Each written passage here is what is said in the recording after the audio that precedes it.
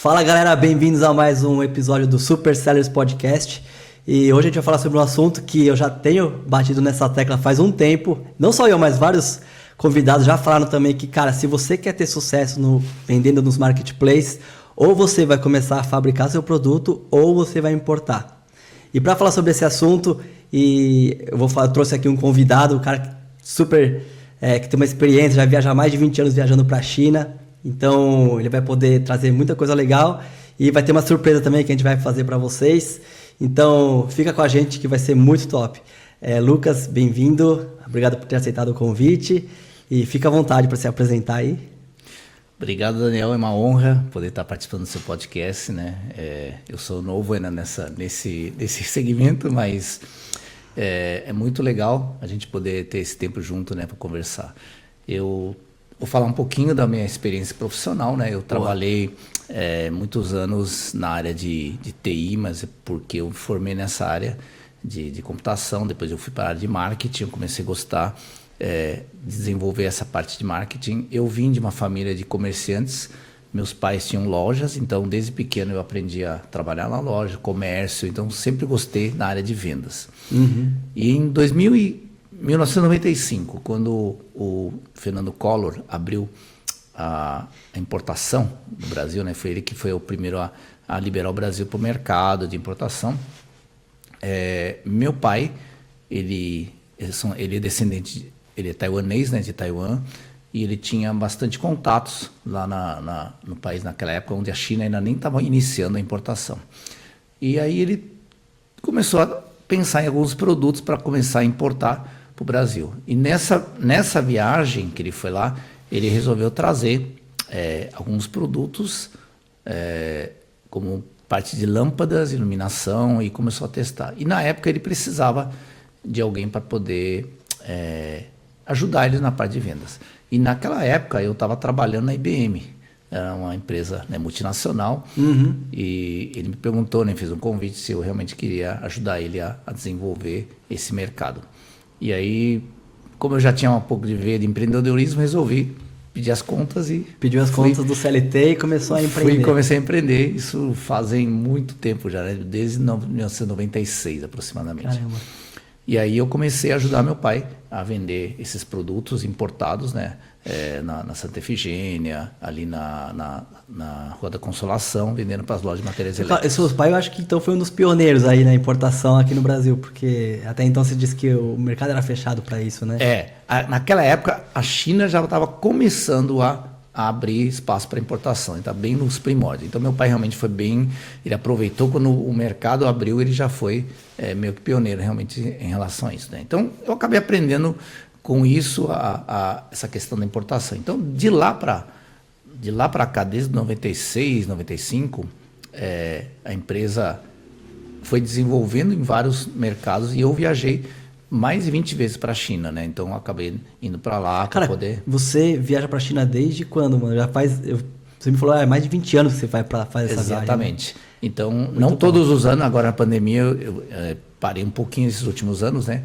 Mas praticamente era todo ano eu estava indo para lá e o local que eu ia geralmente é visitar fábricas, fornecedores e tinha muitas feiras de negócio. Então as feiras, ela te proporciona espaço, oportunidade de você conhecer fornecedores. E nesses anos para cá também, a China desenvolveu-se muito, porque você imagina quando a China iniciou o processo de importação, eles ainda não sabiam ainda como vender para fora. Então, tinha que haver muitos intermediários. E com o passar do tempo, a China os empresários chineses foram aprendendo. Então, hoje você percebe que essa cadeia de ter um intermediário, cada vez mais ela tem se reduzido. Entendi. Ao ponto de você ver hoje sites como a AliExpress, que é uma fábrica da China produzindo para um consumidor final e vendendo para o mundo inteiro. Então, é verdade. Essa realmente é uma mudança bem drástica, né? Animal. Muito bom. E assim, você disse que seu pai começou importando questão de iluminação, né? Lâmpada. Ele foi um dos pioneiros a trazer a lâmpadas PLs, que é o antecessor da lâmpada de LED hoje. A lâmpada de PL é aquela lâmpada que tem uma redondinha, que tem depois da lâmpada incandescente. E na época que ele trazia, era bem caro ainda, né? O pessoal não conhecia. E ele trazia também iluminação de emergência. Essas que tem no prédio, né? Quando acaba a energia, ela acende sozinho. Legal. Então ele começou a desenvolver isso porque ele tinha um fornecedor lá e começou a trabalhar. Mas, e essa empresa está até hoje? Você continua trazendo produtos de iluminação? Não. Mudou de ramo? Mudamos de ramo. Aí, nesse período, começou a ter muitas concorrências também. Então, nesse período, começaram a entrar produtos da China. Só que os produtos da China eram extremamente de péssima qualidade naquela época, porque eles estavam começando. Porém, o preço era extremamente barato. Então, você tinha esse problema de concorrência, a cópia era muito descarada. Até hoje tem um pouco não vou dizer que ainda está nesse nível, mas tem uma certa... de produto chinês ser de uma qualidade ruim, né? Então, acho que até hoje você carrega um pouquinho disso. Eu sei que tem mudado muito já, tem muitas empresas muito top já, inclusive são as melhores, mas pelo menos eu sinto assim, dos brasileiros, quando fala que é chinês, eu acho que geralmente tem um preconceito aí, né?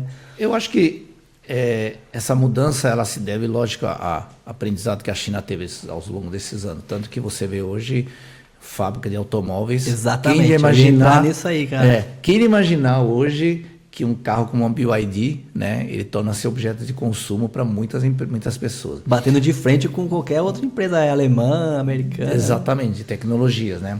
Então a China melhorou muito realmente nos últimos anos, porque adquiriu know-how, mas a China é um país assim, que você tem a qualidade de acordo com o que você pretende pagar. O famoso quer pagar quanto, né? Então, se você quer uma coisa barata, ela faz um negócio barato. Se você quer uma coisa melhor, eles melhoram a qualidade. Então, ele tem essa flexibilidade de desenvolver produtos de gamas de produtos de qualidades diferentes.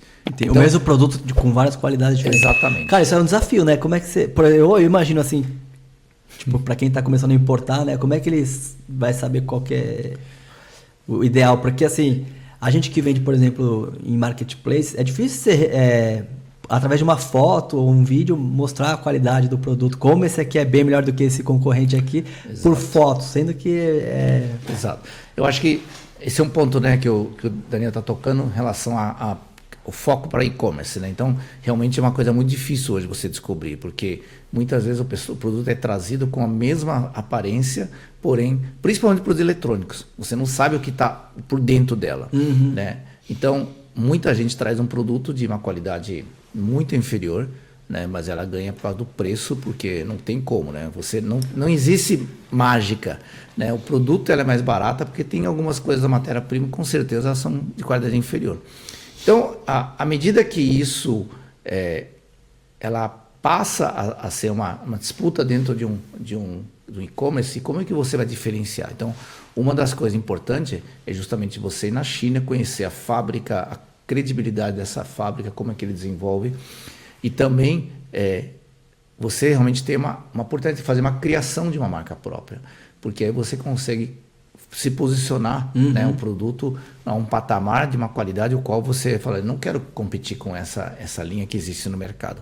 Então você tem que agregar talvez uma embalagem, você tem que agregar um marketing um pouco melhor, né? Você tem que fazer um trabalho onde existe uma credibilidade. Eu vou falar um pouquinho mais para frente sobre a minha empresa, né, de importação dos anos todos, e o que a gente fez justamente para sair um pouco dessa briga, né? Essa questão de criação de marca, eu acho que é super importante, tipo, quase tão importante quanto você importar é você ter uma marca também, porque é a única forma de se diferenciar, né? Por exemplo, inclusive no próprio Mercado Livre, né, ou na Amazon, existem as buy box agora, ou o catálogo do Mercado Livre, e se você tem sua marca própria, você tem o seu próprio catálogo, né? Você não concorre naquela guerra de preço sozinho, né? Sim, exatamente.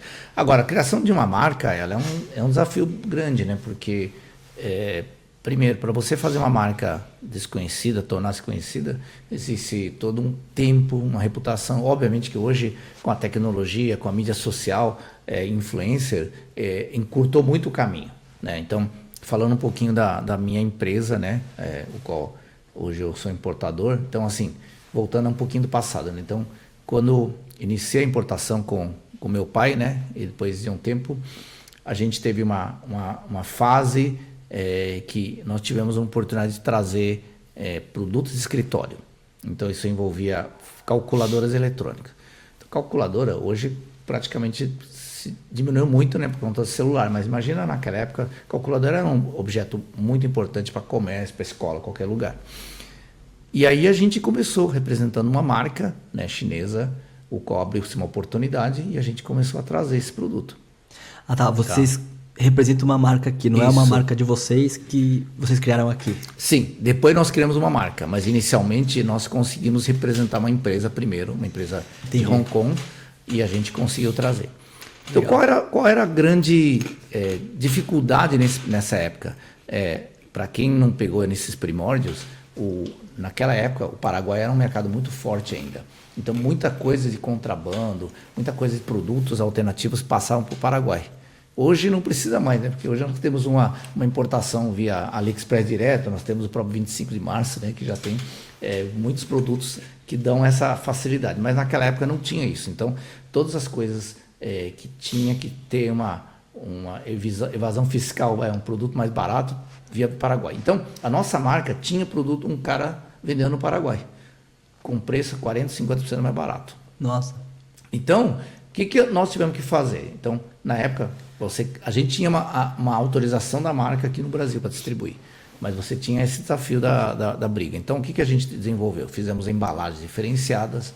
No Paraguai, nós colocamos em português. Nós colocamos um selinho tridimensional no verso da calculadora, onde se a pessoa arrancasse, ele sairia aquela palavra violado.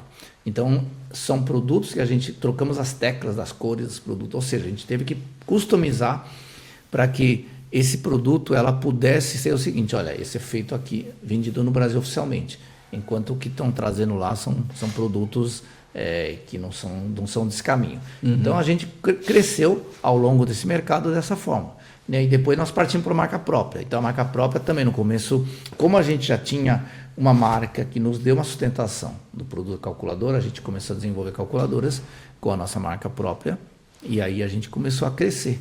Então, com a marca própria, a grande vantagem é que você começa a procurar fornecedores diferentes que possam produzir para você. Então, você começa não fica refém só de um fornecedor lá na China, né? Exato. Então, você consegue customizar, você consegue procurar um produto, numa linha de produto com o fabricante. Obviamente, tem que cuidar da qualidade, porque senão você começa a ter fabricantes diferentes, você pode ter um produto com qualidade diferente. Então, esse é um cuidado que precisa ter. Mas isso necessita, por isso que a importância de você ir para a China, visitar fornecedor, ter um relacionamento. E o empresário chinês, eles estão muito relacionais. Então, a forma de fazer negócio com os chineses na China requer muito essa questão do olho no olho. Então, entendi. Essa questão, a pandemia mudou muito a questão digital, né? Você ter apenas online, isso não funciona com eles. Acho que você pode até comprar pequenas quantidades ali pelo Alibaba e tal, mas uma hora eu acho que é interessante você ter um relacionamento, estreitar, né? Exato. Inclusive, esse relacionamento, ela traz... porque assim, o povo chinês ele é muito prático. Então, se você conheceu ele via online, eu quero fazer um negócio, para você vai só trabalhar simplesmente naquele produto. Agora, se você fala assim, eu quero diversificar, eu quero conhecer o que essa empresa tem, e ele não abre para você no primeiro encontro. Então, à medida que você vai crescendo, criando esse relacionamento com eles, eles começam a abrir para você novas oportunidades em negócios que podem começar a crescer e aumentar. Nesse seu fornecedor que abriu as portas aí para você começar com material de papelaria e tal, como é que foi esse primeiro approach? Você estava lá na China e encontrou com eles ou se seu pai já conhecia alguém que estava lá na região e aí apresentou vocês? Porque assim, hoje eu acho que, claro, com certeza é muito mais fácil você encontrar os fornecedores e tal. Na época eu acho que o desafio era ainda maior, né? Se bem que vocês já são chineses, então já estava bem na frente de muita gente aí, né? Na verdade, tivemos duas coisas. Apesar de, se você for pensar, o número de empresas naquela época era muito menos que hoje. Verdade. Tá? Então você tinha menos. Então, a gente teve realmente uma questão de ajuda, porque havia um parente da família do nosso negócio, ele tinha já uma parceria com essa fábrica na China. E ele apresentou a gente no Brasil. E no Brasil, naquele momento, eles estavam sem distribuidor, sem desprovido. Então, esse parente ele não estava no Brasil? Ele mora no Panamá. Então, Panamá. O negócio dele estava lá. Só que ele tinha um bom relacionamento e ele apresentou a gente no Brasil. Então, nessa primeira apresentação, claro, encurtou o caminho. A gente foi para a China, foi visitar a fábrica, foi conhecer o negócio e a gente começou a nossa operação assim. E aí você já estava pensando em sair da iluminação já nessa época? Ou você já tinha saído? Já tinha saído já. Ah, já tinha saído. Já tinha saído. Então, a gente pensou em o que nós vamos trazer, qual era um produto. Então, se abriu essa oportunidade de trabalhar com papelaria. E aí, nosso primeiro approach que nós fizemos no mercado, a gente participou de uma feira, tá? Com um standzinho de 20 metros quadrados, e a gente começou a expor os produtos, e aí, na época, começou a surgir representantes comerciais. Né? Ah, tá, os produtos já estavam no Brasil já. Tá? A gente trouxe no Brasil uma parte para poder começar a vender. Então, a gente participou da feira, e a feira nos trouxe a oportunidade de a gente poder expor o produto para o mercado, para o pessoal conhecer, e aí vieram vendedores, os representantes comerciais que, naquela época, 25, 28 anos atrás, a forma de vender era tudo via representante. Então, eles iam visitar os clientes, iam mostrar o produto. E foi assim que a gente começou a crescer. Né? Essa venda hoje é bem diferente, mas foi realmente um tempo muito bom, né, para a gente poder aproximar dos clientes. Sim, sim. Tá. Com certeza o pioneirismo, né, toda a barreira de entrada eu acho que era menor, porque hoje tá mais concorrido, né, ter acesso à informação tá mais fácil, então eu acho que você surfou uma onda legal aí quando vocês começaram, né? E vocês continuam até hoje com esse material de papelaria na empresa de vocês e seu pai, né? Sim. A empresa continua, né? 28 anos, a gente diversificou um pouco os produtos de escritório, papelaria. E uma coisa muito interessante também, que mudou um pouco o nosso caminho, né? Até porque eu estou aqui conversando com você um pouco sobre e-commerce, é porque na pandemia, aliás, antes da pandemia, a gente tinha um foco muito forte ainda em lojas físicas, lojistas, tá? Pequenos, médios e grandes em todo o país. Uma boa parte de papelaria, tinha bastante papelaria em todo o Brasil. Porém, com a pandemia, fecharam-se muitas papelarias, muitas lojas. E aí se inaugurou uma fase, né, que é justamente o que está mudando, né, esses anos todos. Então, muita gente começou a se aventurar no e-commerce para vender na internet. Então, começaram a propor de vender nossos produtos na internet. Então, gradativamente isso foi crescendo em 2020, 21, 22, 23, 24. Nós estamos em 24 e a gente tem visto ano após ano esse crescimento aumentar. Então a gente vê hoje a importância do e-commerce. Cara, uma curiosidade, assim, o share de vocês aí hoje, quanto que está no mercado físico e quanto que está no digital e se tem crescido, como é que tá? Se a gente contabilizar o nosso faturamento mensal, eu acho que o nosso share hoje está quase 55% a 60% no e-commerce. De e-commerce? Uau! 45% a 40% loja física. Ou seja, mais da metade das nossas vendas hoje está praticamente no e-commerce. Então ganhou uma relevância muito grande. Animal. Mas isso, depois da pandemia, essas papelarias pequenas, você teve uma retomada ou não? Foi só o e-commerce que cresceu mesmo? Foi o e-commerce que cresceu. Muitas dessas papelarias não existem mais hoje. Mesmo? Praticamente elas acabaram sendo dominadas, né?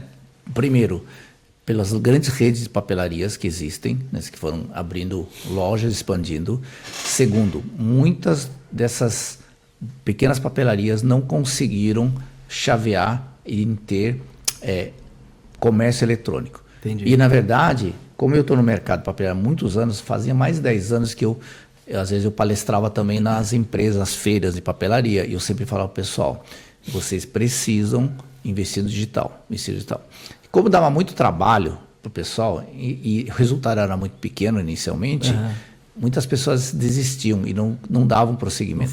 Não focavam. Então, as papelarias que hoje estão de pé são exatamente as empresas que visualizaram isso, trabalharam físico, hoje tem o e-commerce. Tanto o e-commerce próprio como o marketplace. Mas eles têm hoje um segmento que traz para eles essa segurança, tanto que eles estão de pé. As papelarias que não tiveram essa visão, que simplesmente ignoraram, a boa parte deles praticamente fecharam as portas. Porque é um produto que, além de ser sazonal, você encontra tudo hoje no marketplace ou no e-commerce. Então, além da comodidade de poder comprar, né, e entregar na sua casa, eu acho que eles perderam um pouco da força de vendas por causa disso. E as papelarias de bairro, geralmente, eles também têm lojas pequenas e limitadas, né, de sortimento. Verdade. Então, eles não conseguem atender. Então, esse foi para mim um dos motivos que mudou muito essa chave, né? E eu acho que não me refiro somente, acho que a papelaria. Eu acho que todos os segmentos hoje passam por esse mesmo problema, né? Então eu vejo cada vez mais o e-commerce, ele é o futuro do mercado mundial, né? Não vai acabar tão cedo, até porque tem estudos que falam que hoje o e-commerce só representa acho que 15% do varejo brasileiro. Ou seja, tem muito espaço para crescer ainda, né, cara?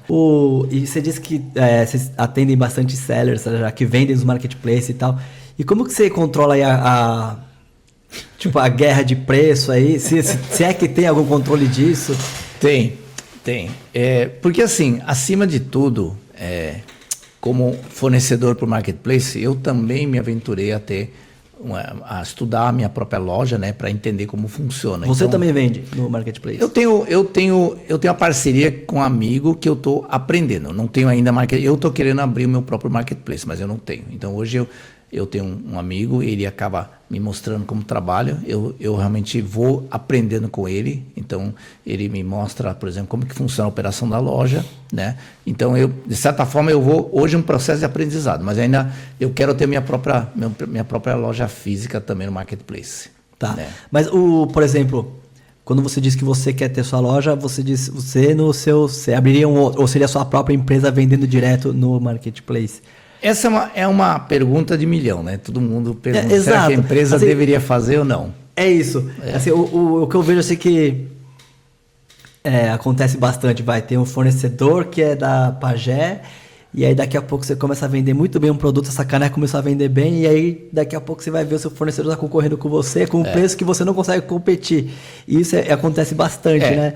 Como vocês tomam esse cuidado para não acontecer? Bom, como nós viemos da distribuição para vender para o varejo, nós nunca fomos direto para o consumidor final, a minha importadora. Então, hoje eu não tenho essa política para vender direto. Tá? Porém, nas viagens que a gente tem feito na China, existem muitos produtos que, infelizmente, às vezes não tem margem para você trabalhar e fazer essa cadeia de distribuição. Uhum. Então, existe possibilidade, talvez, de a gente buscar um segmento que não seja atual segmento e estudar uma possibilidade de importar para vender direto, mas sem que isso venha atrapalhar. Mas na linha atual, ou produtos que eu venho trazendo, a gente cria assim uma política para evitar essa guerra de preço. Então, como que a gente faz? A gente, infelizmente, existe uma boa parte dos sellers, né, de e-commerce que precisam aprender matemática e fazer conta. É verdade. Porque precificação é uma coisa complicada. É incrível. Eles pegam um produto, tá? Precificam. A gente sabe como funciona. Alguns porque não pagam imposto, alguns fazem algumas operações ilícitas, porque não existe matemática diferente, né? 1 mais 1 é igual a 2. Então, se você faz as contas aqui, não tem muita o que você tirar. O que você tem hoje no marketplace, você tem a comissão do marketplace, você tem o frete, você tem os impostos que você tem que pagar. Depois cada um tem seu custo fixo, né, o seu custo variável. Tirando tudo isso aí, você tem o seu lucro líquido, né? Então, assim, quando você começa a ver a guerra de preço dentro do marketplace, justamente porque eu estou acompanhando, porque eu sei o meu preço de venda e a gente tenta trabalhar com preço igual para todo mundo. Essa é uma política que a gente busca para evitar com que o preço fique na mão, por exemplo, eu tenho mais poder de barganha, então eu tenho condição de comprar muito mais, aí então eu vou fazer um desconto maior para você. Isso Só que não faz. A gente não faz, porque se você faz isso, vai ficar privilegiando, sabe, meia dúzia de grandes vendedores. Então a gente trabalha para que todo mundo tenha uma... Essa não é a regra do mercado. Não é a regra do mercado, eu sei. Então, assim, isso é um compromisso que eu faço com uma empresa para poder garantir que todos tenham pelo menos uma possibilidade de brigar no mercado. Porém, a gente sabe que aí, a partir do momento que entra na plataforma, algumas empresas conseguem fazer algo um pouco diferente. Mas a gente procura dar um preço sugerido para trabalhar. O que acontece é que começa a brigar, chega uma hora que alguns começam a baixar. Então, o que a gente tem tomado algumas medidas? A gente tem um preço mínimo sugerido. Se o cliente continuar fazendo, a gente manda um alerta para ele, você precisa subir o preço.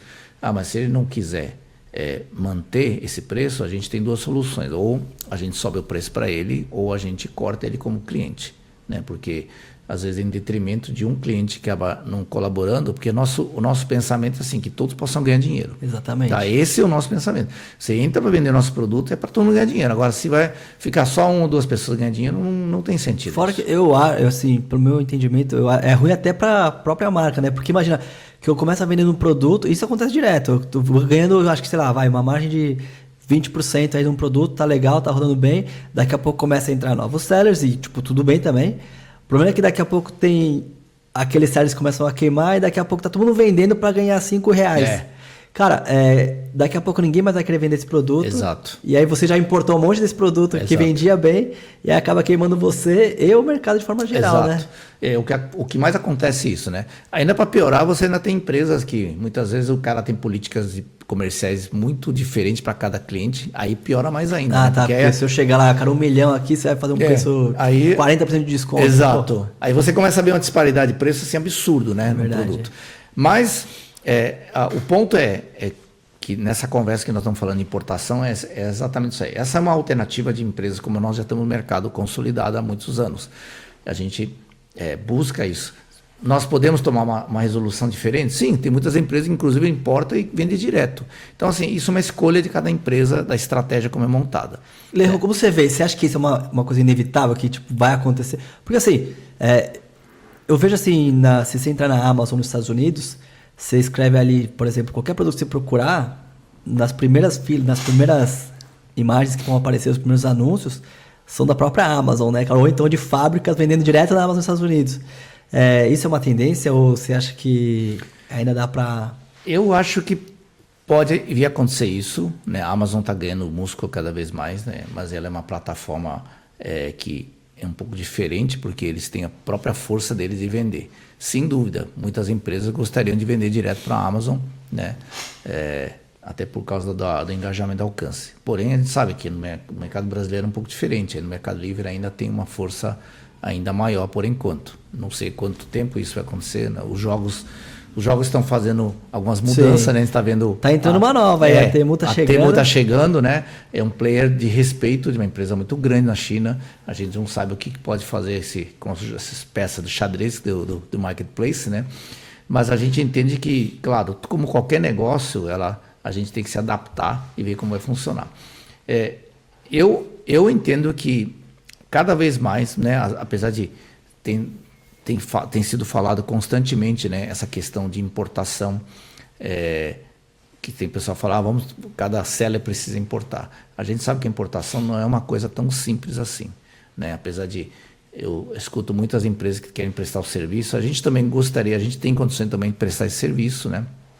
Porém, ela na realidade do dia a dia da operação, ela não é uma coisa tão simples, porque às vezes as empresas que estão querendo vender a importação, eles não entendem que existe toda uma estrutura que envolve um capital de giro um pouco maior. Então, depende do que você puder trabalhar. Então, qual que é a dificuldade da importação? Primeiro que nós estamos falando de produtos que estão na Ásia, que demora entre 30 a 40 dias para chegar via navio, né, se for marítimo.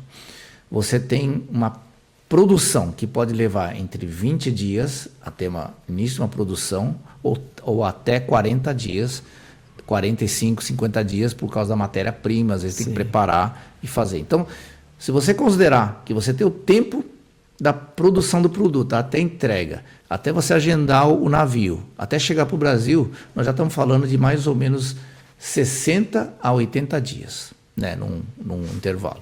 Chegou aqui, você entra na Receita Federal para liberação de carga, aí depende, né, o pessoal aqui não vou entrar no detalhe do tipo de importação, mas a gente tem importações de canais vermelho, amarelo, azul e verde. Então, esse tipo de importação, ele pode demorar entre 7 dias até 30 dias, dependendo da situação. Então, se você começar a juntar 80 mais 10 dias, 90 dias seria um prazo razoavelmente rápido.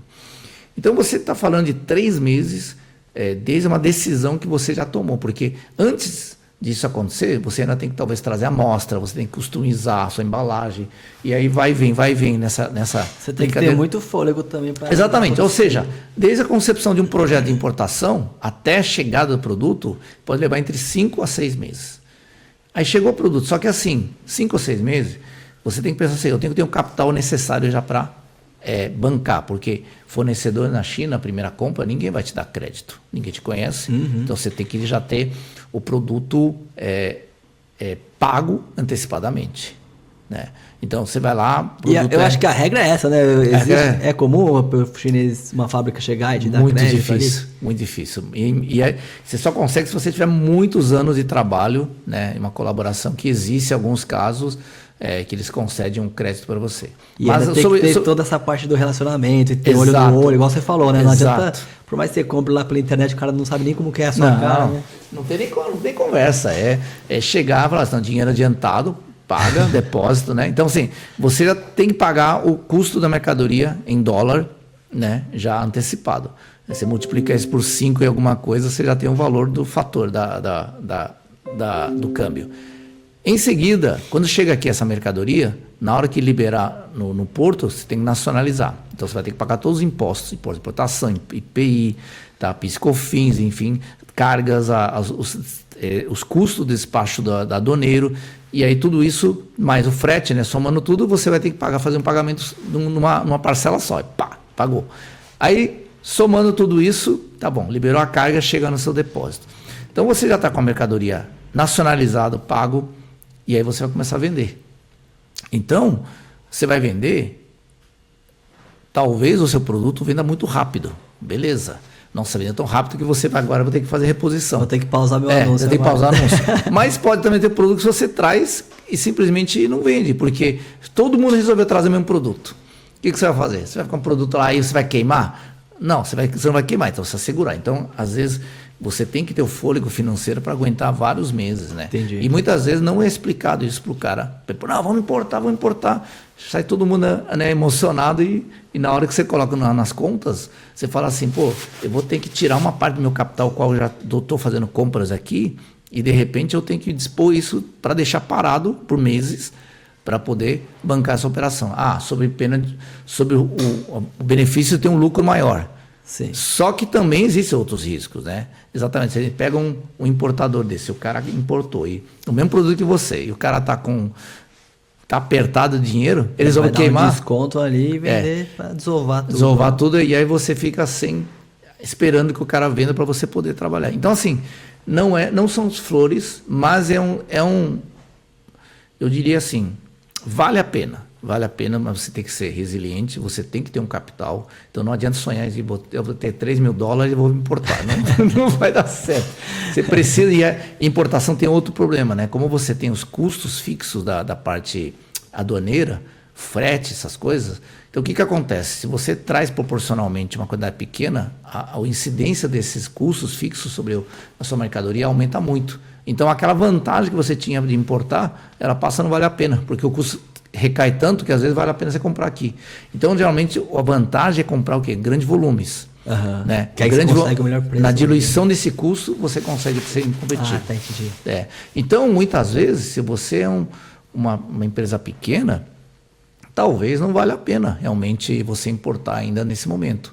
Talvez valha a pena você negociar com o importador, né? E conseguir uma condição melhor, às vezes. Crescendo e até chegar numa hora aí que vale a pena. Né?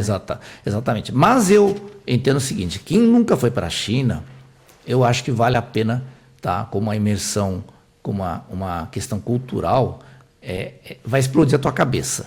Sabe, quem nunca foi, tem que ir pelo menos uma vez na vida. Com certeza deve abrir a cabeça para muitas outras. Né? A China é um país completamente diferente da gente aqui. Né? Em termos, a gente pode ter visto fotos, você pode ter visto algumas informações, mas sabe, você vivenciar isso, e assim, o brasileiro acaba não tendo muita perspectiva de olhar para a Ásia, até mesmo para o turismo, é muito pouco. Sim. Porque o nosso turismo é o quê? Europa e Disney. Tá? Agora, lógico, ir para a China requer uma resiliência, né? Porque são 25 horas a 30 horas de aviões. Essa é a parte muito triste, mas... É muito cansativo, realmente, né? E fora isso, você tem um fuso horário que são de 11 horas, 12 horas. Então, assim, vira a tua cabeça, né? Em relação a uma viagem dessa. Então, mas vale a pena como uma experiência. Eu acho que assim, mesmo que você não importe nada, só fazer uma viagem dessa vai te abrir tanto a sua mente em relação a entender como funciona o ciclo de negócio na China. né? Então, legal. Eu acho que a gente já pode abrir aqui qual que é a surpresa que a gente tinha falado aqui, que é essa imersão. Fala mais aí sobre o projeto aí que a gente está criando junto. Tá. Então, eu tive na China agora, né, um mês atrás, e quando voltei, fui conversar com o Daniel, né? E o Daniel, na verdade, já tinha esse projeto meio que montado já, né? Assim, de ir para a China, mas e também levar as pessoas. Então, na conversa que a gente começou a desenvolver, a gente começou a pensar, por que não levar, né, algumas pessoas, principalmente no mercado de sellers, né? Pessoa que trabalha com internet, marketplace, de conhecer a China, de poder ir lá, sabe? E fazer uma imersão cultural, mas não é uma viagem de turismo. Nossa viagem tem um foco objetivo para realmente fazer negócio, tá? Então a gente vai fazer um planejamento para que vocês possam visitar feira de negócios, visitar uma cidade que tem milhares e milhões de produtos, tá? À disposição para você importar, exportar, e você poder realmente entender como funciona toda essa parte, talvez de você comprar um produto hoje com um importador, né, que chega no seu depósito, mas poder entender como funciona esse ciclo, esse processo. Então, nessa conversa que tive com o Daniel, né, a gente está abrindo esse podcast, surgiu essa ideia de fazer uma viagem onde a gente vai poder auxiliar, né, com a experiência que eu tive de vários anos de viagem para a China, de facilitar e cortar um pouco o caminho. Você fala assim, você pode ir sozinho? Pode, tranquilamente, mas eu acredito que vai ser muito mais difícil você fazer esse processo da viagem sozinho, por causa da questão cultural, né? Um país muito diferente. Sem dúvida. Né? Então, mesmo porque, igual eu falei, o Leon já tem anos e anos aí de experiência de viagem para a China, tem um networking absurdo, conhece um monte de fábrica, um monte de fornecedores, fala a língua e tem amigos ali que também falam a língua, que vão participar com a gente na viagem, que vão estar junto com a gente. Então, assim, o que a gente já, como eu disse, a gente já está batendo nessa tecla faz um tempo. Nos próximos 5 anos, se você não está importando aí seu produto, se não tem sua marca, vai ser muito mais difícil de você ser bem sucedido em marketplace. Por isso que a gente começou a pensar e surgiu essa ideia aí do plano do Asia XP, Asia Experience. E aí, conta um pouquinho assim, você já teve, o roteiro aí, acho que a gente pode falar um pouco quais cidades que a gente vai participar, quais feiras que a gente vai estar levando vocês. E como você já teve lá, acho que sem dúvida nenhuma, é ótimo assim ter... Porque assim, existem desde das dúvidas mais básicas, como é que é a comida lá? Tipo, eu vejo na internet, tem os caras que comem escorpião, eu vou ter que chegar lá, como é que é? Ou questão de até... talvez política, lá parece, não sei se ainda existe, o WhatsApp não sei se é aberto ou não é, todas essas coisas assim. Sim. Bom, acho que são dúvidas de quem nunca foi, né? Então eu vou dividir em 2 partes, tá? Depois nós vamos falar sobre a viagem especificamente, mas eu vou falar um pouquinho sobre o contexto cultural da China, né? Para que vocês possam entender um pouquinho. Então, a China, desde a época do Deng Xiaoping, acho que dos anos 80, né, eles abriram o mercado para negócio. Então, assim, a China tem um regime político socialista, tá? Mas a parte econômica dela, ela tem todo um viés capitalista já. Então, você vai ver o país realmente extremamente desenvolvido, tá? Muito mais avançado do que Brasil.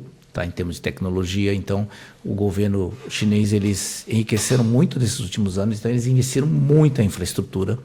Você tem portos, aeroportos, ferrovias, estradas extremamente bem montadas, bem organizadas, porque eles realmente, o boom econômico e o financeiro do país trouxe essa prosperidade, né? Então, você vai usar todas as ferramentas de transporte coletivo, tá, de extremamente bem montado, tá, muito fácil, muito cômodo para você poder viajar ao longo da China, apesar de ser um país extremamente grande. Bom, a China tem hoje uma parte também que é Hong Kong, que é dos projetos da nossa viagem. O Hong Kong, na verdade, foi uma colônia britânica, né, por muitos anos, e em acho que 1900, eu não lembro exatamente a data, o governo inglês fez um acordo para devolver a Hong Kong para o governo da China. Apesar de garantir para eles que durante esses 50 anos desse processo da devolução, Hong Kong seria um regime de governo diferente da China. Tanto que eles chamam assim de um país, dois sistemas. O pessoal da China, para entrar para Hong Kong, eles precisam de um visto, passaporte. Caramba. Tá, eles não conseguem entrar direto. Já o pessoal de Hong Kong, eles conseguem ir para China sem nada, como se fosse um RG. Né? Cidadão com passaporte de Hong Kong vai para a Inglaterra, não precisa de visto. Vai para os Estados Unidos, não precisa de visto. Cidadão chinês da China precisa de visto em quase todo mundo. Eles não têm essa facilidade. E brasileiro para entrar, como é que é essa questão? Então, brasileiro também tem duas situações. Se você for para Hong Kong só, você não precisa tirar visto. 90 dias você pode entrar lá, ficar lá. Brasileiro consegue? Brasileiro vai para Hong Kong, você precisa de visto. Porém, se você for entrar na China, você vai precisar de visto. Aí a China, no caso aqui tem um consulado na China, acho que em Brasília e aqui em São Paulo. Quando você vai tirar visto para a China, então tem alguns pontos aqui. Você tem visto de uma entrada, você tem visto de múltiplas entradas. O que é uma entrada? Se eu entrar uma vez para a China, tá, eu só posso sair. Eu não posso sair e voltar de novo. Então, por exemplo, se você entrou para Hong Kong, tá, e você entrou para a China, depois, se você quiser voltar para Hong Kong e voltar de novo para a China, você não consegue mais. É uma entrada, você não consegue entrar mais. Então, você precisa tirar visto de múltiplas não entradas. Não é igual aos Estados Unidos que tem um prazo ali de alguns anos que você pode ir e voltar várias vezes. Não, é diferente. Eles fazem desse tipo de visto que é mais acessível, visto de negócio. Mas você pode tirar visto de estudante, visto de trabalho. Aí sim, você tem mais tempo para você poder entrar. O visto chinês, ele é hoje relativamente tranquilo, mas é um pouco chato. Você tem que preencher um formulário na internet com todos os seus dados, já tem que anexar uma passagem de avião já comprada, você tem que já também fazer uma reserva de hotel, aonde você vai ficar, e aí você vai juntar todo esse documento, você vai lá no consulado da China, que fica aqui em São Paulo, Rua Estados Unidos, você entrega esse documento. Aí, passado umas 3 semanas, mais ou menos, eles chamam você para fazer a entrevista, parte de biometria digital e o reconhecimento facial. Cara, mas existe o risco de você não passar? Porque assim, você já comprou passagem, já comprou hotel. É muito difícil. Se você vai para a feira, você precisa de um convite também de uma fábrica na China. Então isso é importante também. Isso você conseguiria para o pessoal? A gente conseguiria para o pessoal. Então, por exemplo, uma empresa vai lá, coloca, olha, estamos convidando fulano de tal para a fábrica, tem um carimbo, né, na carta, legal, essa carta vai anexado junto. Tá? Então isso tudo... não vai ter problema, a não ser que você tenha algum problema de passagem da polícia. Tá, mas fora isso, se você tiver tranquilamente, você vai poder ir para a China sem problema nenhum. Uma vez no caso, para a viagem do Asia Experience, é esse daí, de uma entrada só que a gente faria. Porque nós vamos fazer um caminho, depois eu vou explicar melhor, antes de falar o trajeto, né, nós vamos entrar apenas uma vez na China e nós vamos sair para Hong Kong. E de Hong Kong a gente vai voltar para o Brasil. Entendi. Tá. Bom, essa é a primeira parte que eu diria assim, da China um pouco em relação à parte burocrática. Tá? A parte em relação... essa parte aí, voltando ainda para o passaporte e do visto, quer dizer, vocês ajudariam as pessoas aí que tá... às vezes, o formulário, não sei se tem alguma dificuldade ou não. Sim. Tem alguém que prestasse uma assessoria? Sim. Na verdade, nessa viagem a gente daria essa assessoria para essas pessoas, todos que querem viajar com a gente, né? Para preencher, colocar as informações, inclusive dessa documentação a gente vai mandar tudo junto, um pacote só para o pessoal lá no consulado. Né? Já está incluso no pacote. Já está incluso no pacote, tá? Até o visto também de uma entrada. Então a gente já vai facilitar a vida para que você não tenha que ficar lá indo sozinho, né? No caso. Tá? Então uma vez que deixou lá o visto, vai ser concedido e você vai poder viajar. Bom, segundo ponto, o que também tem diferente na China? Os hábitos alimentares. A China é um país muito diferente de hábito alimentar. Então, não pensa que você come aqui no Lig China Box, tá? Você vai achar que essa comida é chinesa. Tá tranquilo, eu já fui várias vezes no China Box ali.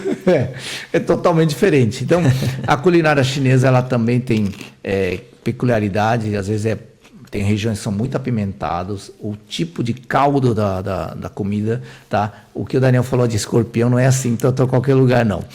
A maioria das pessoas também come comida comum, tá? O que eu vejo no TikTok é isso, a gente comendo esses insetos, comendo umas coisas diferentes. Não, isso para a maioria da população não tem. Mas é claro que nos maiores centros urbanos você já tem já tem uma cidade internacionalizada, então você tem comida de tudo que é tipo. Se na pior das hipóteses você não conseguir aguentar nenhum tipo de comida chinesa, McDonald's e KFC. Isso aí tem tudo que é lugar. Então, pronto, te garante, tá te garante aí uns dias aí pra você comendo esse tipo de sanduba, né, de comida. Mas eu acho assim, vocês irem para a China, vocês têm que desprover um pouco desse preconceito. E você realmente falar assim, não, eu quero realmente experimentar as coisas diferentes. A gente não vai levar vocês para nenhum lugar com comida de cobra, escorpião. Vai ser comida normal, mas como a culinária ele tem um sabor um pouco diferente, né? A gente vai entender isso e vai levar aos lugares também que tenha uma comida mais saudável. Legal. E não vai ter esse não, sem risco. dúvida. Essa parte da culinária faz parte da experiência, né? É uma experiência incrível, né? Acho que a culinária chinesa ela é muito rica, né? E também elas não têm, também para ficar tranquila, dificilmente tem comida cru. Os chineses comem tudo cozido. Então, entendi. Tá. Tem até uma piada, né? Que os chineses comem tudo que move, tem 4 patas, menos o pé de cadeira de mesa. O resto, eles comem tudo, né? Mas é porque eles tiveram uma fase muito difícil na guerra, tudo. Mas a culinária chinesa ela é muito rica por causa das regiões, né, da China. Mas na região onde nós vamos estar mais na província de Cantão, Hong Kong, geralmente a culinária é um pouco mais tranquila, ela não é muito pimentada, tá? Então não tem esse problema quem realmente não curte comida pimentada. Entendi. Tá? Vai ser tranquilo. Vai ser tranquilo. Tá. Então, e aí uma outra coisa que também precisa se precaver é o seguinte, a China hoje, ele praticamente aboliu o uso da moeda corrente e cartão de crédito ou débito. Quase não se usa nem cartão mais. Eles estão usando mais? Nem cartão usam mais. Eles Caramba. usam dois aplicativos basicamente no celular. Uma chama-se WeChat, que o WeChat na verdade é a mídia social mais usada pelos chineses, seria o nosso equivalente ao WhatsApp. Só que ele é uma plataforma muito mais completa, porque além de usar como meio de comunicação, né, com as pessoas, eles têm também um meio de pagamento. Então tem o WeChat Pay e também Alibaba, o grupo Alibaba tem um aplicativo chamado Alipay. Então, o Alipay também é um aplicativo que você usa para você pagar tudo em QR Code. Então, como se fosse o nosso Pix aqui. Então, vai lá, você vai em qualquer lugar, numa estação de trem, num restaurante, numa farmácia, qualquer lugar você tem um lugar para escanear e aí você pagar a sua conta. Então, o que você vai ter que fazer? Você vai ter que ter um cartão pré-pago carregado dentro do Alipay, e vai sendo descontado, né, os seus gastos lá dentro, tá? Mas isso a gente faria aqui no Brasil, a gente cria uma conta ali no Você cria Alipay. uma conta aqui, tá? Essa conta você pode carregar um pré-pago, esse dinheiro, né, para você poder usar. Então não adianta você levar cash que você não vai conseguir usar. É mesmo, cara? Você levar dólar assim, Ninguém aceita. Então, eu já vi vídeos de pessoas que passaram perrengue e ficou com fome, que não tinha nada. Caramba, cara. Então, você tem que... Essa é uma coisa também, nós vamos dar também a orientação para ajudar vocês a se prepararem nessa viagem, tá? E depois que você tem esse cartão, uma coisa que é imprescindível, você precisa ter internet, porque o celular para você é uma ferramenta essencial. Uma outra coisa, China é um país extremamente seguro. Então você não precisa ficar preocupado em você tirar o celular na rua e ser assaltado, tá? Isso não acontece, até porque o celular é uma ferramenta tão indispensável que todo mundo fica com o celular na mão, tá? Então você vai poder andar na rua tranquilamente. Mas aí, Tá. Então todo mundo tem que ter acesso à internet. A internet tem Wi-Fi ali na rua? Como é que funciona? Tá, esse é outro problema. Vamos lá. A China tem algumas limitações, tá? Principalmente com as mídias ocidentais. Então, se você for tentar usar Instagram, tá? Se você for tentar usar Facebook, Google, tá? WhatsApp, nenhum desses programas funciona na China. Elas são censuradas. Então, como que você vai fazer para você usar? Pô, mas eu preciso usar porque eu preciso comunicar no Brasil, eu preciso postar minha foto no Instagram, tá? Fazer umas stories aqui, né? Então, existe o chamado VPN, que é uma máquina virtual. Então, geralmente, o VPN é um programa que você pode usar, baixar gratuitamente ou até comprar um pacote. E aí ele faz o quê?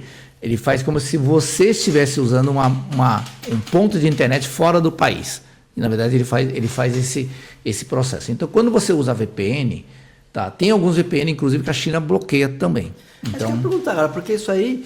Bom, a China que vai super tecnológica e tal, será que todos os chineses não usam já essa VPN para usar talvez um WhatsApp, um Instagram? Não usam, porque é o seguinte, os cidadãos chineses, eles correm risco de, inclusive, serem presos se foram pegos A gente usando. como turista é um pouco Turista mais não tem problema, eles são mais brandos, tá? E aí, então, você pode usar isso, aí você baixa um VPN, você vai carregar, tem hoje também celulares, vamos supor, se você... eu acho que se você tem planos aqui de telefonia do Brasil, tanto a Vivo como a Claro, acho que tem pacotes internacionais que você pode fazer o contrato com eles. Quando você for para a China, vai ter o roaming do seu celular, da sua operadora, e você vai poder usar lá. Aí, colocando o VPN, você vai poder acessar todas as ferramentas de mídia social que o Brasil tem. Tá? Então, Isso você é legal. Isso é legal. Tá, então você consegue aí fazer sua selfie ali no Instagram, né? Poder mostrar isso sem problema nenhum. Tá? Então, basicamente algumas dessas dicas, né? Que nós temos que adaptar para chegar lá. Com certeza, ter alguém que manja disso é muito, muito importante. Porque eu já ia me ferrar lá. Com certeza ia passar vários perrengues porque não teria acesso a alguém que já tem experiência nisso. Exato. Né? É o que eu estava falando. Você pode ir sozinho, mas talvez... você vai passar por alguns perrengues, né, sem saber. Então, assim, sabendo e tendo assessoria, você vai encurtar o seu caminho, você pode fazer uma viagem um pouco mais segura para que você possa realmente aproveitar melhor a viagem, né? Tá. Legal. E, bom, vamos falar um pouco do roteiro aí, como é que a gente planejou, por quê? Vamos lá. A viagem da China, ela basicamente demora, como eu falei, né? Demora em torno de 25 até 30 e poucas horas. Porque você não consegue, nenhum avião consegue fazer uma viagem direto para a China. Tem que obrigatoriamente parar um canto do globo. Ou a Europa, Oriente Médio, ou via Estados Unidos também. Se você parar via Estados Unidos, a sua passagem, você precisa de um visto americano, mesmo que você só vai fazer um transfer lá nos Estados Unidos. Se você parar para a África, Europa, Oriente Médio, não precisa. Então você não precisa tirar visto nenhum. Você vai lá, para no aeroporto, você faz um traslado e vai para a China, tá? Para tanto Hong Kong ou Xangai. A gente planejou uma viagem de mais ou menos 13 dias. Por quê? 2 dias você praticamente perde nessa viagem de ida, por causa do fuso horário. Então você vai um dia, você vai chegar, na verdade, 2 dias depois.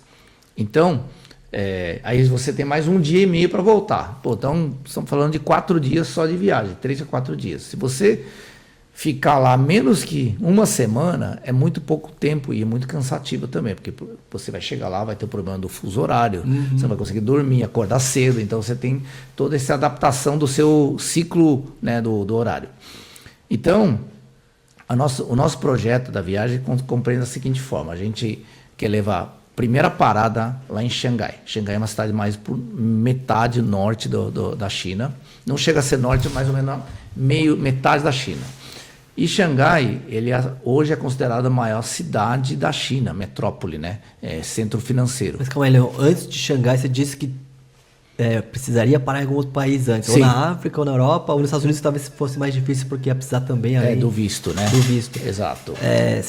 A gente já tem planejado onde que pararia? Então, a gente estava vendo algumas passagens de aviões, porque outubro, tá, que é a época que nós queremos levar para essa viagem, que tem a feira, a chamada famosa Canton Fair, é uma feira muito disputada, então todas as passagens, hotéis realmente acabam subindo. Então, aliás, quanto mais cedo a gente definir, você vai ter um preço melhor. Então, a passagem hoje mais acessível, na verdade, é ter uma parada em Istambul, na Turquia. Tá? Legal. Então geralmente é uma parada que pode ser de 2 até 8 horas, dependendo do que for. Então, talvez nesses casos não vai ter tempo para sair. A gente vai ter que ficar só no aeroporto. Só dar umas esticadas nas pernas. E aí, quem tem cartão Black, né? Você consegue ficar na sala VIP, né? Pelo menos, tá? Então, uma coisa que também eu recomendo vocês tirarem um cartão Black para poder usar a sala VIPs aí, tá? Que isso ajuda a descansar bem também. Então, vamos lá. O nosso roteiro seria a primeira parada, então, depois da parada na Europa, na África ou na Ásia, parar em Xangai. Então, a Xangai, como eu tinha comentado, hoje é a maior cidade financeira da China, tem quase 30 milhões de habitantes, tá? É maior que São Paulo, e é uma cidade incrível, maravilhosa em termos de estrutura de prédios. Então, a nossa ideia em Xangai nós não iremos fazer negócio, porque é um centro financeiro, mas a gente iria parar lá para dar uma descomprimida, né? Desses 2 dias que... Dando uma habituada até na questão de fuso horário. Aí a ideia é levar esse grupo, fazer um mini city tour na cidade. Então, legal. De 1 dia e meio, a gente poder rodar lá, conhecer os grandes centros comerciais, o grande centro turístico de foto, prédios, né? De poder levar vocês para uma vista incrível de Xangai, para olhar a cidade como um todo. Uhum. Então a gente vai ficar mais ou menos 2 dias lá em Xangai. No dia seguinte a Xangai, nós vamos pegar um trem-bala. Então hoje a China tem trem-balas que são extremamente rápidos, chegam a 300 km por hora e levam para muitas cidades em velocidade muito rápida. Então a gente vai para uma cidade chamada Yiwu, que fica 1h30 só de trem-bala. Então é super rápido. Super rápido. A gente chega lá. Yiwu é considerado hoje a cidade que tem maior número de atacados da China. Então eles têm quase 75 mil comerciantes, tá? Dividido em 5, 6 prédios, tá? E cada prédio ela tem segmentos diferentes. Então você tem uma feira de atacado permanente, 365 dias lá. E onde você vai ter tudo que você possa imaginar de produtos, desde a área de confecção, tecido, brinquedo, bijuteria. Todos os nichos. Todos os nichos que você possa imaginar tem lá. Então, como é que funciona a Yiwu? Yiwu é um grande centro atacado, que você vai ter vários boxes, muitos deles são atacados, muitos deles são... tem fábricas também, que abriram lá um escritório. Então, a gente vai fazer uma visita a todos esses centros de uma pajé elevada a 1000 aí. Exatamente. Imagina 75 mil lojas. É muita coisa. Você não consegue... A gente vai ficar 3 dias lá. Por isso que é até importante o cara já ter uma ideia do que ele procura lá para ir já certinho nos lugares, porque de tão grande você não consegue visitar tudo, né? Então o que a gente vai fazer? Provavelmente num grupo que nós vamos levar de torno de 17 pessoas, a gente vai dividir mais ou menos 3 grupos de 4, 5 pessoas. E aí a gente vai ter uma pessoa que vai ajudar vocês a fazer uma visita guiada, então dependendo do segmento que for do interesse do grupo. Então, um quer ver brinquedo, então nós vamos levar para o brinquedo. A outra quer ver tecido, a outra quer ver bijuteria. Então a gente pode fazer esse direcionamento, né, do grupo todo para poder auxiliar a conhecer. E aí, ali no Yiwu, existe uma possibilidade de até, inclusive, importar. Então, e uma grande vantagem do Yiwu é o seguinte: você não precisa comprar um container fechado. Lá você pode chegar e comprar uma caixa master de um produto. Você vai no outro fornecedor e compra outra caixa master. Você vai outro comprar uma caixa master. E aí você junta a sua carga, o pedido, né? E esse pedido pode ser mandado para um trader que vai consolidar a sua carga e aí você pode importar essa carga para você. Né? Caramba, que legal, meu. Tá, então dá para ser feito. É mais acessível. É mais acessível. Eu acho que para o perfil de quem está indo pela primeira vez, quer começar a experimentar, validar algum produto, em vez de fazer um container, ele vai fechando uma caixa lá. Você fala assim, é mais caro? Bom, você faz a conta. Com o preço que está lá, você faz a conta. Se você vê que vale a pena trazer, calculando todos os custos, né? O frete, todo o processo de importação, você fala assim, esse produto vale a pena. Eu vou conseguir ser competitivo mesmo, trazendo uma quantidade menor. Exatamente. Aí você faz uma experiência lá. Opa, esse negócio deu certo. Aí a gente pode começar a aumentar a escala. Acho que isso aí, hoje no Brasil acontece assim, dessa forma. Eu acho que você vai lá no atacadista, você compra um produto, começou a vender bem, daqui a pouco você pega uma caixa fechada, daqui a pouco começou a vender bem, você já vai lá e pega um lote. Na verdade, se você for olhar, muitos atacadistas na 25 ou até mesmo no Brás, eles fazem esse tipo de trabalho no Yiwu. Então você pode entrar, às vezes entra numa loja e tá lá, o cara tem um monte de produtos que ele mesmo importou. Então ele vai no Yiwu, ele vai lá, abastece as caixas de cada produto, enche um container, no caso, né? Traz o container inteiro aqui e ele bota na loja dele. E assim aqui no Brasil, aqui no Brasil. Então entendi. Tem muita gente fazendo isso já, né? Você pode fazer porque a mesma você coisa, diversificar mais também, exatamente. Né? Você não ficar preso num fabricante. Então, na verdade, você pode fazer a mesma coisa que um lojista faz hoje numa loja na 25 no Brás, mas você vai vender no e-commerce, online. Então, basicamente, essa seria uma mudança apenas na forma de vender. E tem, você conhece importadores da própria 25 que fazem dessa forma, aí pega várias caixas de vários fornecedores, consolida e traz para o Brasil. Sim, tem a gente se ele consegue fazer isso e dar lucro, com certeza um cara que vende no Mercado Livre vai conseguir também, né? Exatamente. Então, eu acho que é uma possibilidade interessante. Então, a gente, na rota, então, Xangai, Yiwu, e aí a gente fica uns 3 dias lá, Depois, o que nós vamos fazer? Nós vamos ter que pegar um avião, sair do Yiwu para Cantão, Guangzhou, que chama, tá? Que é uma distância maior. Se fosse de trem, a gente ia levar 6 a 7 horas de trem.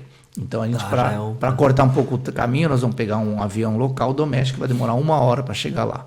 Quando a gente chegar em Cantão, Guangzhou, né? Que a palavra Cantão ou Guangzhou, a cidade chama-se Guangzhou. Tem a famosa Canton Fair. Né? A Canton Fair hoje é considerada a maior feira do mundo, né? Também tem equivalente, quem já foi no Expo Center Norte aqui de São Paulo, né? Seria equivalente a 28 vezes o tamanho do Expo Center Norte, tá? Então é muito grande, é uma feira de 5 dias, ela é dividida em 3 fases. Então, você tem a fase 1, que compreende certos segmentos de produto, eles descansam 3 dias para os caras desmontarem o stand, montar de novo e começa a fase 2. E depois desmonta e vai a fase 3. Nós vamos, nessa viagem, nós vamos pegar a fase 3. Depois vocês olharem no site, tá? No site que está aqui, ela descreve alguns características de cada fase. Então, assim, a gente tinha que escolher uma fase para a gente poder ir. Então, a gente escolheu a fase 3, que compreende material de escritório, acho que tem brinquedos, tem a parte de confecções, artigos esportivos, tá? Então, algumas dessas coisas.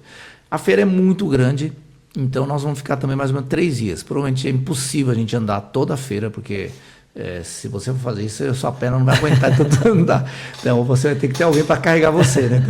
Então assim, como eu falei, essa primeira viagem é uma experiência para vocês entenderem como funciona. Aí, nessa feira, vão o quê? Os fabricantes, os exportadores. Então, eles têm um stand montado, tem empresas pequenas e grandes também.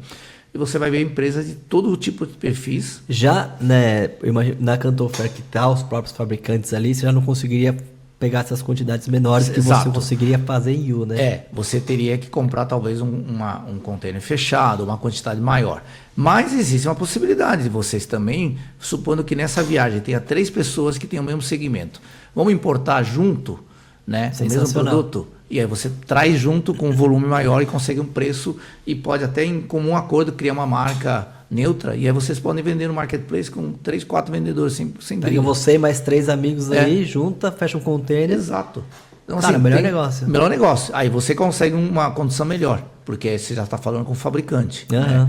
Mesmo assim, também tem traders lá dentro, tá? Então, trader é o cara que intermedia, ele faz a aparência uma fábrica, mas na verdade o cara não fabrica. Então, existe. Cara, e como é que a gente identifica isso lá na hora? Se é fácil ou não? Só quem tem muita experiência para saber. Assim, a gente, talvez brasileiro, a gente não saberia distinguir, mas nós temos os fornecedores, os traders, que nos auxilia lá com a importação, eles têm como pesquisar.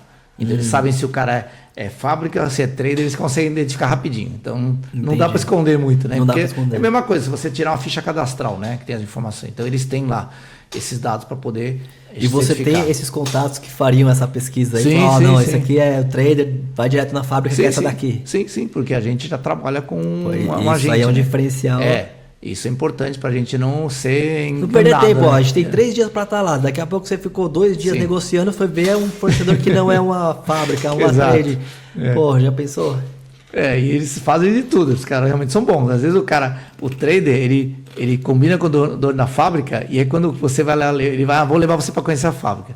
Aí o cara, na hora que chega na fábrica, o dono da fábrica, ele sai da uma portinha, ele deixa mesmo para você sentar.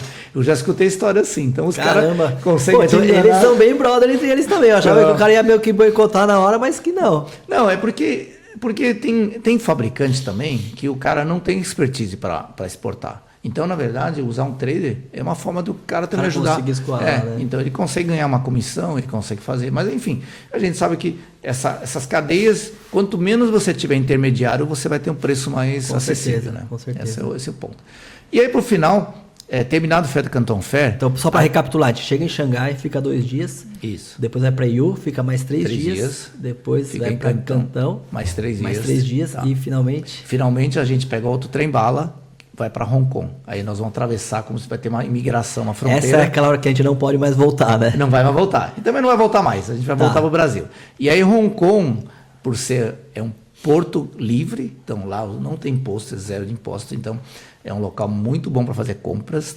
Então a gente vai passar uns 2 dias finais para fazer compra, você não ficar carregando a mala. Então ali você vai poder comprar algumas coisas, roupa, comprar seu celular, o eletrônico que tiver. Que não tem imposto nenhum, é isso? Não lá? tem imposto, é zero. Caramba! Hong Kong é zero de imposto. E aí você vai conhecer um pouco da característica, porque Hong Kong ele é diferente, porque ele, como é uma colônia inglesa, todas as coisas têm escrito em inglês, lá fala inglês melhor. Os carros ficam no volante à direita, então mesmo? Você na rua, você tem que tomar cuidado, você tem que olhar para a direita e não para a esquerda, se você vai ser atropelado.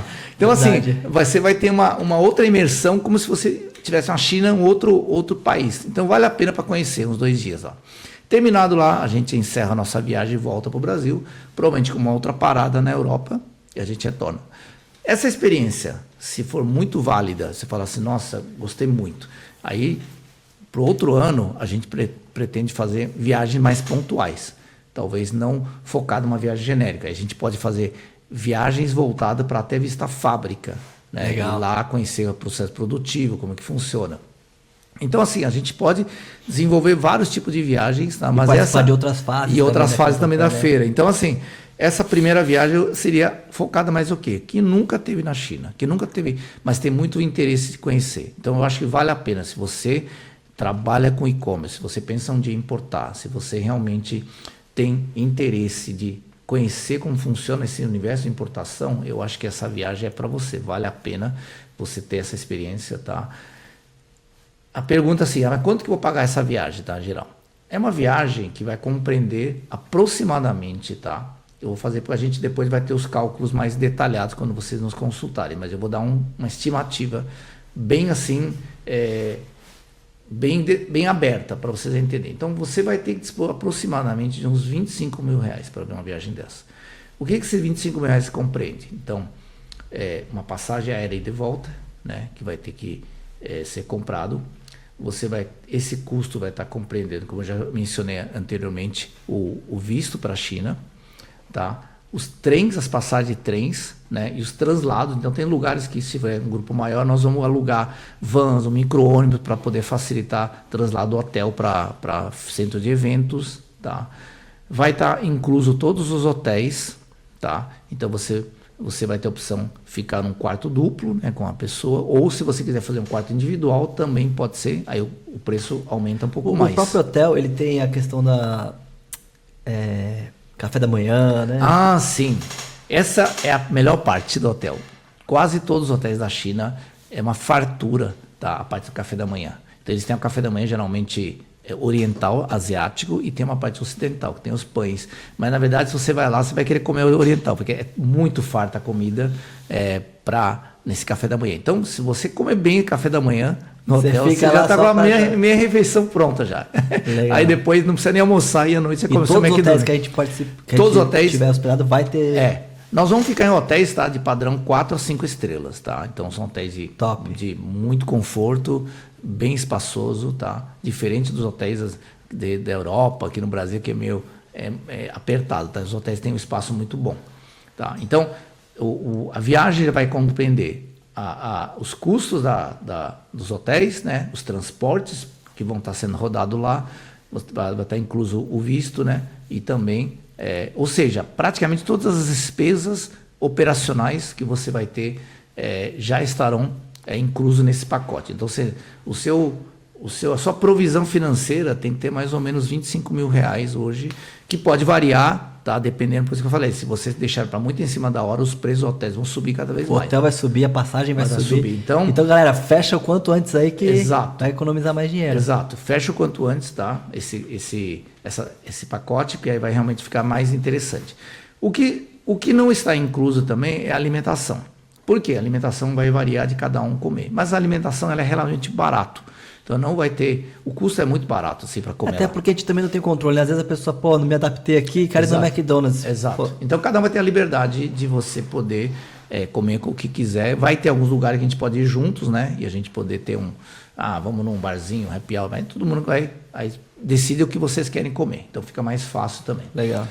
E também, uma coisa que é importante na viagem é vocês terem um seguro-saúde. Tá? Então vocês podem contratar um seguro-saúde. Hoje é um preço bem acessível também. Por quê? Acontece algum imprevisto na China, você precisa ir para o hospital, você precisa fazer alguma coisa, então... Cara, já aconteceu de você passar mal lá? Nunca, mas a gente nunca sabe o dia de amanhã. Então, seria bom prevenir, fazer um plano de saúde internacional, tá? Pelo menos um seguro-saúde, tá? Isso é um valor baixo e te dá uma segurança para você poder, né, viajar com tranquilidade. Que vai que você come uma coisa e se passa mal, né? Vai come escorpião lá, né? Então, é melhor prevenir do que remediar, tá? Com certeza. Então, essa mais ou menos é o custo operacional dessa viagem, tá? É uma viagem... dentro de todas as opções que o mercado oferece, né, que tem muitas empresas também oferecendo para viajar junto, né, o nosso hoje é um dos mais acessíveis financeiramente. Até porque essa também é uma primeira viagem que a gente vai fazer. Então, o Daniel deu essa sugestão, então a gente quer levar os sellers, né, as pessoas que querem. Então, nossa ideia realmente não é com fins lucrativos. A gente quer fazer primeiramente essa viagem para poder proporcionar aos participantes essa experiência, né? Sim. E aí, mais para frente, futuramente, a gente vai pensar em outros tipos de negócios. Haverão outros, e claro, não sei como é que vai ser o preço, vai depender aí de como vai acontecer, da procura também de como é que vai ser. Exato. Mas com certeza, essa primeira experiência aqui é sensacional para você que está pensando em ir, porque agora o preço tá super barato, você pode comparar aí com qualquer outro fornecedor aí não chega nem perto. Tá bem mais caro. E é isso, acho que não tem nenhum que participe de tantas cidades que a gente vai Exato. indo. Então, assim, Ninguém tem um roteiro de viagem como a gente está fazendo aqui. Então, assim, mistura um pouco também de parte turismo, né? E nós vamos conhecer basicamente as duas maiores cidades da China, que é Hong Kong e Xangai.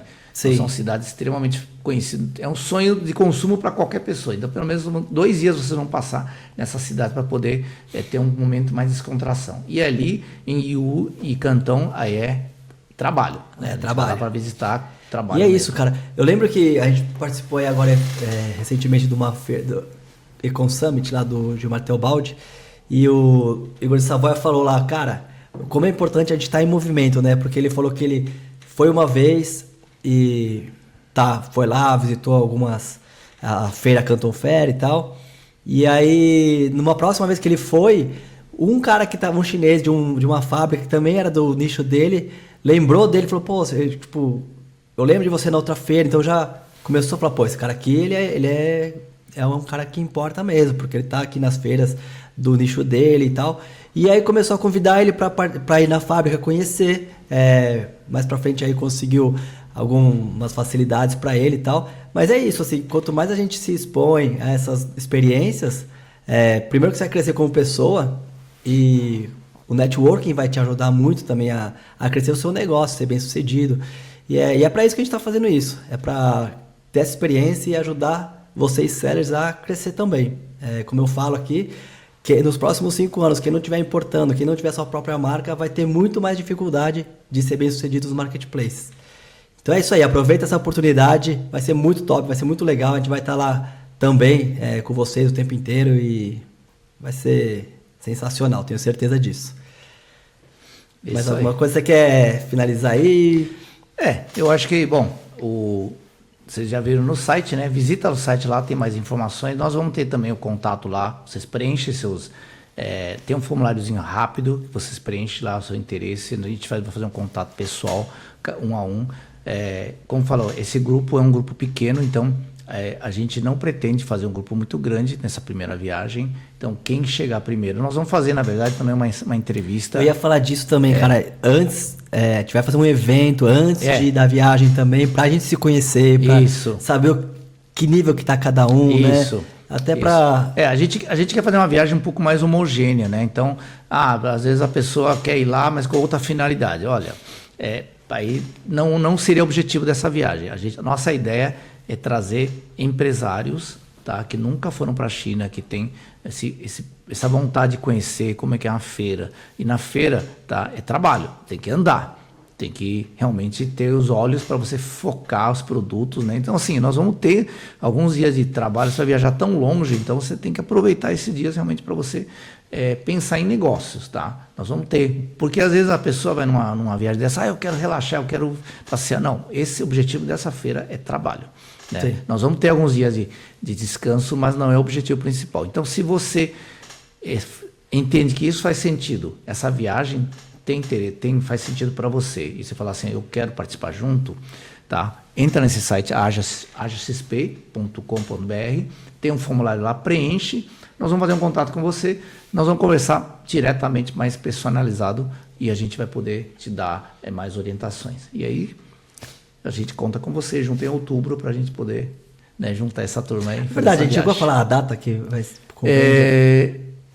A data prevista é o seguinte, a viagem são, eu vou pegar aqui para vocês poderem entender. Então seria de dia 24 de outubro até 6 de novembro. Tá, então 24 de outubro saímos de São Paulo e 6 de novembro a gente está chegando em São Paulo. Então nós vamos sair 5 de novembro de Hong Kong. Tá? Então essa vai ser a viagem, talvez a viagem da sua vida. Então, isso aí, vai mudar o seu game, com certeza vai você trazendo essa experiência de poder começar a visualizar a sua importação, de selecionar produtos, fazer contatos, vai ser o start aí para o seu romper, com certeza. É isso aí. Então fechou. Fechou? Ferrão, obrigado aí por ter vindo mais uma vez, cara. Sensacional, vai ser muito bom essa viagem aí. E vai ter outras oportunidades também. Você vai voltar aqui, a gente vai falar sobre outros assuntos que a gente acabou não abordando dessa vez. É verdade. Beleza? Beleza. Então tá bom. Valeu. Obrigado a você.